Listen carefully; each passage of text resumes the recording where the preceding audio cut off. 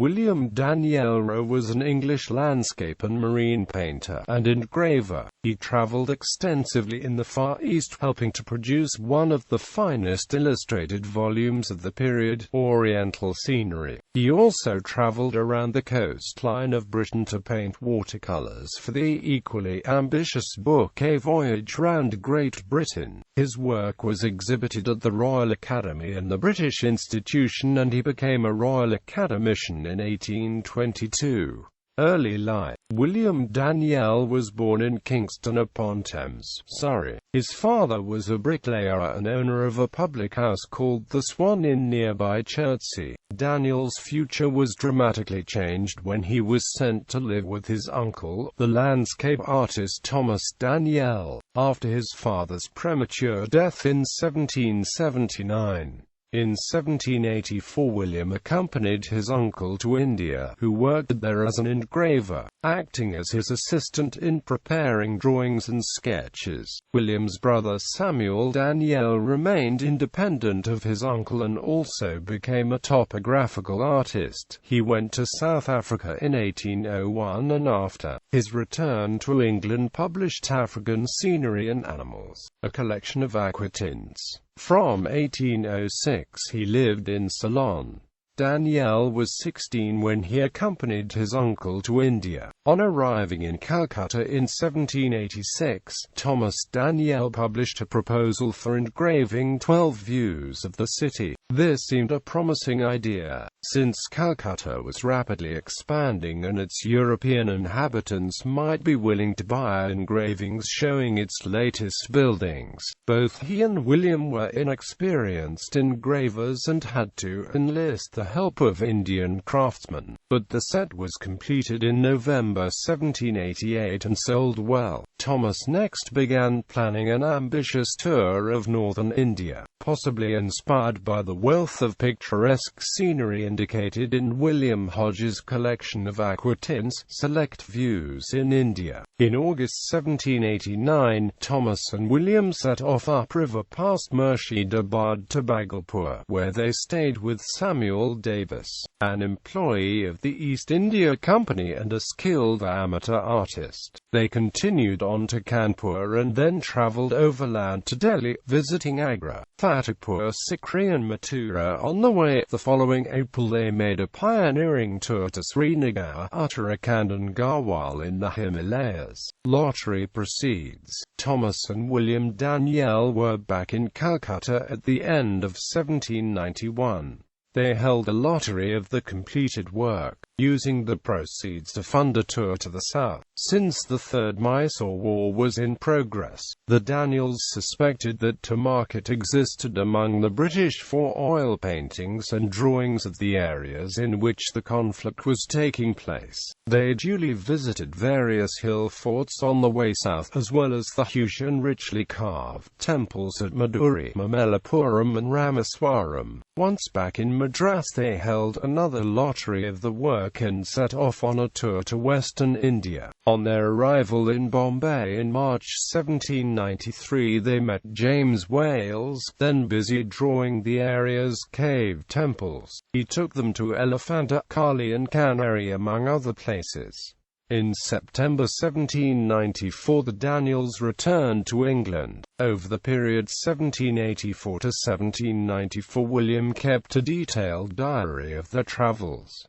This is now in the British Library. After 1794 he no longer kept a diary, and so, unfortunately, we have no information in his own hand about the rest of his life. The Royal Academician, Joseph Farrington, himself a landscape painter and topographical draftsman, kept a diary from 1793 until he died in 1821. The Daniells were close friends of Farrington. John Garvey has gone through the diary and extracted glimpses of William's private life and of his artistic work. The diaries are almost the only written record we have of the life of William Daniell. In 1794, William and his uncle set up house at 37 Howland Street, Fitzroy Square. The first priority was to publish a selection of the paintings of India. The views that were selected were made into aquatint prints, calling upon William's skills in this delicate medium. These skills were hard-earned. Farrington records in his diary that William had informed him that on his return to England he spent the next 7 years working from 6 in the morning until midnight perfecting his aquatinting techniques. Financial success. The Daniell's great work on India, Oriental Scenery, was published in 6 parts over the period 1795 to 1808. It comprised a total of 144 coloured aquatints and 6 uncoloured title pages. The cost of a complete set was £210. The publication was a success, both artistically and financially. 30 sets were sold to the East India Company, and a further order for 18 copies was received. Thomas Sutton quotes a glowing tribute to the artistic work of the Daniells in an extract from the Calcutta Monthly magazine. The execution of these drawings is indeed masterly. There is every reason to confide in the fidelity of the representations, and the effect produced by this rich and splendid display of Oriental scenery is truly striking. In looking at it, one may almost feel the warmth of an Indian sky. The water seems to be in actual motion, and the animals, trees and plants are studies for the naturalist. Further, different versions of Indian scenes were published, and details can be found in Sutton's book, together with a detailed inventory of all the artistic output of Thomas, Samuel and William Daniell. Oriental scenery took its place among such revered works as J. Stuart and N. Revett's Antiquities of Athens, Baron Denon's Voyage d'Ans la Bassée et la Haute Egypte, and Robert Wood's Ruins of Palmyra and Ruins of Baalbek. It provided an entirely new vision of the Indian subcontinent that was to influence both decorative arts and British architectural design. Above all, it formed a popular vision in Britain of a romantic and picturesque India that to some extent persists. Daniell's years after 1804 included engraving 72 etchings after George Dance's highly finished pencil profile portraits of Regency London's artistic establishment. A collection of portraits were published over 10 years from 1804. Many are now held by the National Portrait Gallery. For Rees's Cyclopedia he contributed drawings, but these have not been identified.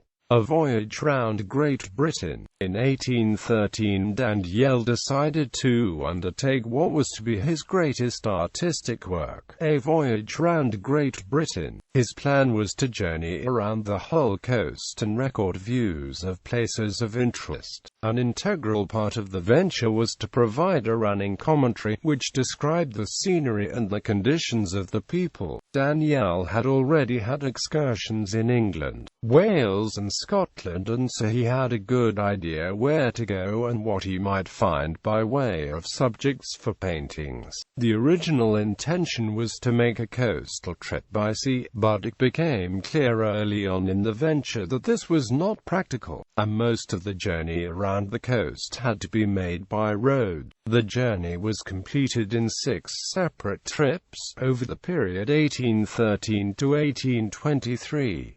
In the summer of 1813, Daniell and his companion, Richard Ayton, who was to write the accompanying text, covered the coast from Land's End to Holyhead. The following year in August they went from Holyhead to Kirkcudbright. Richard Ayton did not accompany Daniell on the rest of the journey, leaving Daniell to sketch the scenery and also write the text. Daniell's approach was to make pencil sketches of views that looked interesting, annotating them with details of color and texture. The sketches included people and scenery. The transfer of the picture from paper to copper in the form of an aquatint plate required great artistic skill and dexterity. The process is very delicate.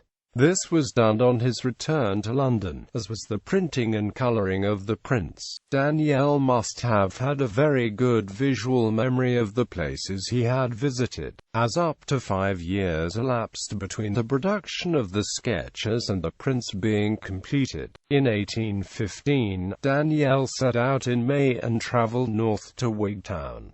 It is likely that he took the mail coach, a journey of 4 to 5 days. On his way north he travelled via Edinburgh, and took advice from many people there on the places to visit on the coast up and around the north of Scotland. One of these people was the romantic novelist Walter Scott. He advised Daniell not only on the places to visit in Scotland, but also provided him with material for inclusion in the accompanying text. Friends in Edinburgh were able to give Daniell letters of introduction to people who were willing to provide hospitality to him on his journey. This was important, as the availability of hostelries was very limited and the quality very dubious. During July and August 1815, Daniell journeyed around the islands of Eigg, Rum, Skye and Ross, together with the Hebridean islands of Harris and Lewis. His trip continued up the west coast of Scotland, around the north coast, out to the Orkney Islands and down the east coast as far south as Dundee. He arrived in Dundee in October 1815. When setting out from London in May, he had not planned to cover so much of the coastline on one visit, but the weather in 1815 was exceptionally favourable, with good visibility and clear skies providing perfect conditions for an artist. This mammoth journey resulted in 139 aquatint prints being finally published, the last completed in 1821. In August 1821, Daniell once again journeyed north to St Andrews. During the months of August and September he went around the coast as far as Southend, finding 28 subjects from which he produced prints. In the period July to September 1822, the journey as far as Torquay, along the popular south coast of England, resulted in a total of 52 published prints, and August and September 1823 brought Daniell back to Land's End with a further 31 prints. The final prints of A Voyage Round Great Britain were published on the 20th of May 1825. A Voyage Round Great Britain was published by Longman in 8 volumes over the period 1814 to 1825. The complete set of 8 volumes was priced at £60. The final number of prints included was 308. Garvey's book follows Daniell around part of the voyage, the Hebridean islands of Eigg, Rum, Skye and Ross, locating the viewpoints included in his aquatint prints. Over the period 1813 to 1825, in parallel with preparing the prints for the voyage, Daniell was busy on other projects, which included paintings for the Academy exhibitions. Many of the works exhibited were royal paintings of Scottish scenes. The artistic quality of the paintings and aquatints produced and published by Daniell for A Voyage Round Great Britain was considered to be very high. The atmospheric effects which he was able to convey in the aquatint medium were quite overwhelming. This was particularly true of his portrayal of ships and maritime scenery, as he had demonstrated in many earlier paintings and prints. In February 1822, after many years of endeavour, Daniell was finally elected an R.A. In the final ballot, the voting was between John Constable and Daniell, the result being 11 to 17.